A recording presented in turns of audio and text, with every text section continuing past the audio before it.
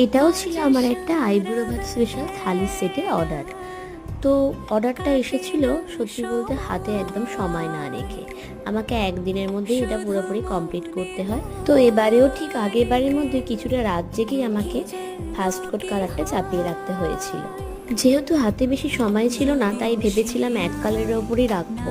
আর যিনি অর্ডারটা করেছিলেন ওনারও কোনো ডিম্যান্ড ছিল না, আমাকে বলেছিলেন নিজের ইচ্ছা মতো করতে। তো নিজের হাতে পুরোটা পেয়ে নিজের মতো করে রংটা প্রথমে ভেবেছিলাম পুরোটাই লাল সাদার ওপর রাখবো, কিন্তু তারপর মনে হলো সবুজটা একটু দিলে হয়তো ভালো লাগবে। তো সেই জন্যই এই সবুজটা পুরো অল্টারনেটিভে দেওয়া। আর এই ছিল আমার পুরো থালির সেটটা।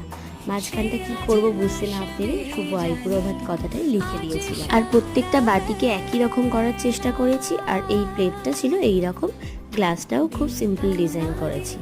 কেমন হয়েছে জানিও কিন্তু সবাই।